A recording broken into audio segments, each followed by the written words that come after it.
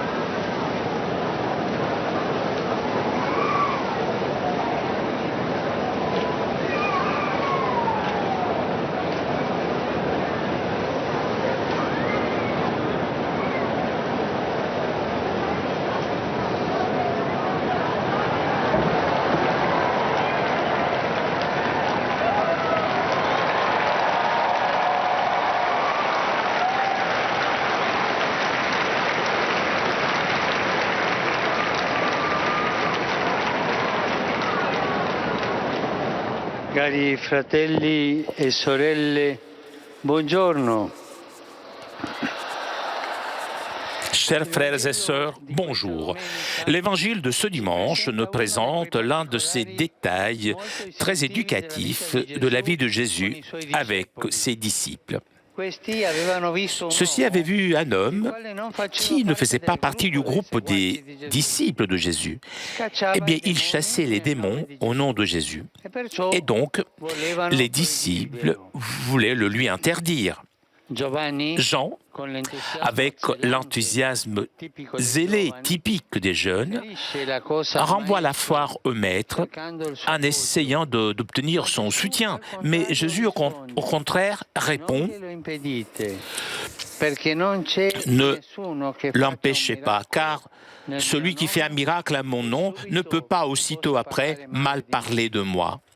Celui qui n'est pas contre nous est pour nous. » Jean et les autres disciples manifestent une attitude de fermeture face à un événement qui ne rentre pas dans leur schéma.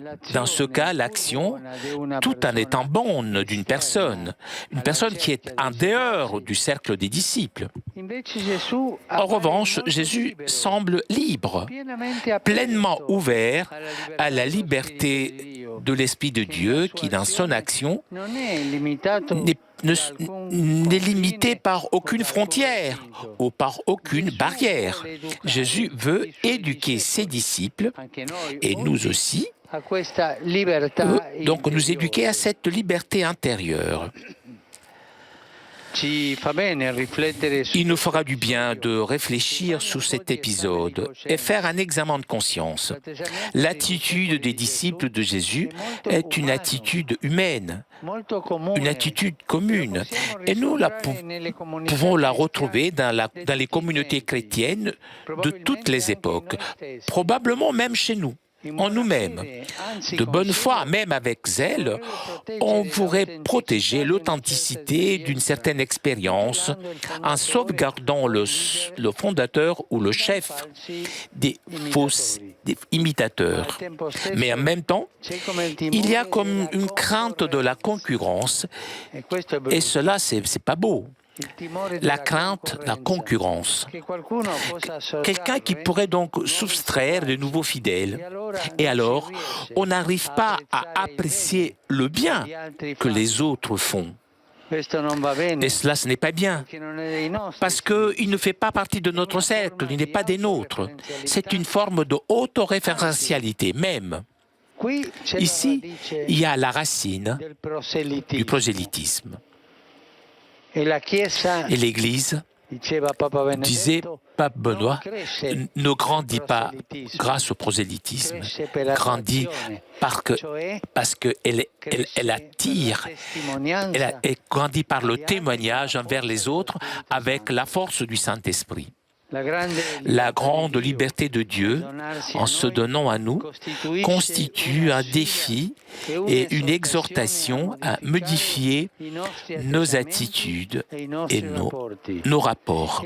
C'est l'invitation qu'il nous adresse aujourd'hui Jésus. Il nous appelle à ne pas penser selon la catégorie de amis, némis, nous, eux. Il y a celui qui est dedans et celui qui est dehors. Le mien, le tien.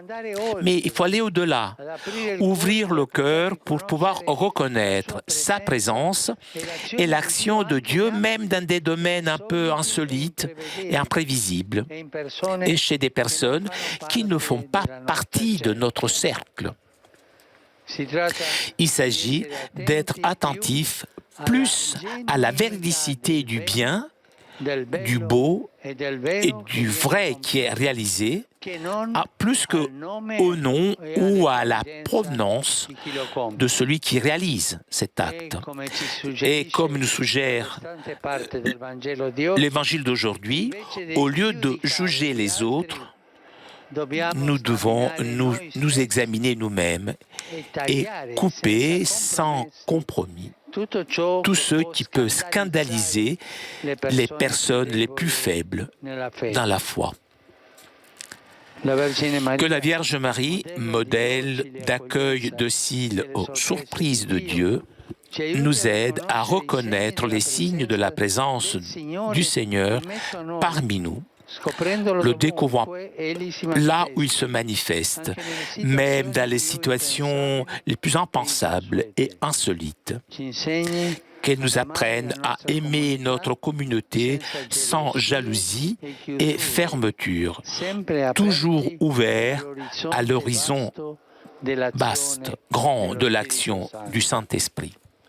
Angelus Domini nunciavit Mariae. Et concepit Spiritus Sancto. Ave Maria, gratia plena, Dominus tecum, benedicta tui mulieribus, et benedictus fructus ventris tui, Iesus. Santa Maria, Mater Dei, ora pro nobis peccatoribus, nunc et in hora mortis nostre. Amen. Ecce ancilla Domini. Fiat mi secundum verbum tuum. Ave Maria, gratia plena, Dominus tecum, benedicta tui mulieribus, et benedictus fructus ventris tui, Iesus. Santa Maria, Mater Dei, ora pro nobis peccatoribus, nunc et in hora mortis nostre. Amen. Et verbum caro factum est. Et habitavit in nobis. Ave Maria, gratia plena, Dominus tecum, benedicta tui mulieribus, et benedictus fructus ventris tui, Iesus. Santa Maria, Mater Dei, ora pro nobis peccatoribus, nunc et in hora mortis nostre. Amen. Ora pro nobis, Santa Dei Genitrix. Udini efficiamur benedictionibus Christi. Grazie a Tu, anque sumus Domine, mentibus nostris infunde, uc angelo nunziante Christi Filii Tui, incarnationem coniovimus, per passionem eius et crucem, a resurrectionis gloriam perducamur, per eundem Christum Dominum nostrum. Amen. Gloria Patri et Filio et Spiritui Sancto. Sicut erat in principio et nunc et semper et in saecula saeculorum. Amen. Gloria Patri et Filio et Spiritui Sancto. Sicut erat in principio et nunc et semper et in saecula saeculorum. Amen. Gloria Patri et Filio et Spiritui Sancto. Sicut erat in principio et nunc et semper et in saecula saeculorum. Amen. Pro fidelibus defuntis, requiem aeternam dona eis Domine. Et lux perpetua lucita eis. Requiescant in pace. Amen. Sit nomen Domini benedictum. Ex nunc nunquo et nesquo in saeculum. Aiutorium nostrum in nomine Domini. Qui fecit caelum et terram. Benedicat vos, omnipotens Deus, Pater, et Filius, et Spiritus Sanctus. Amen.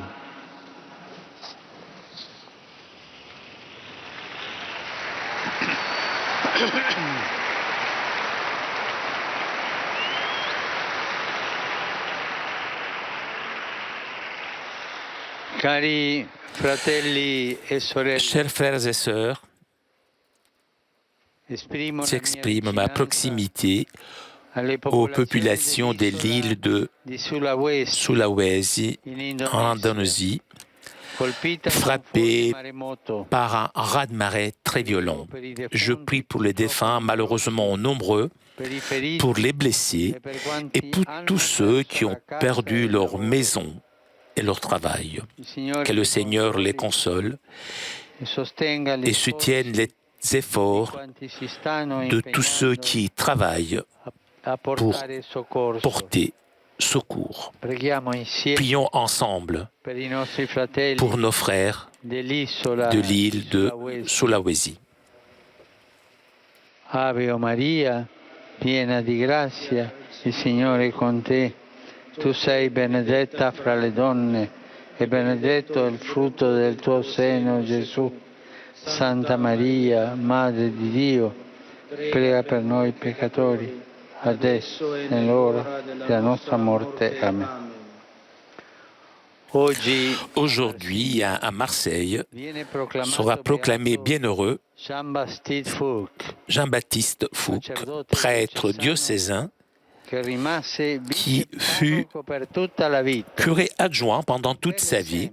Ah, c'est un bel exemple pour ceux qui veulent faire carrière.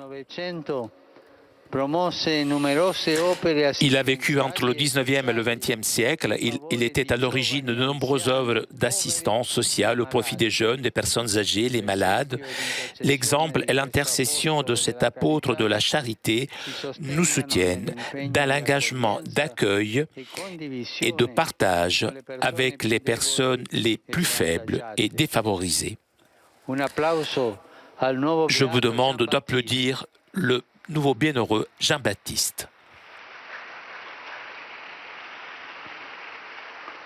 Je salue avec affection vous tous, Romains et pèlerins venus de différents pays. Je salue particulièrement les fidèles de Calpe en Espagne. Le groupe des maires et administrateurs de la région de Salzbourg, la délégation internationale des personnes sourdes à l'occasion de la Journée mondiale du sourd.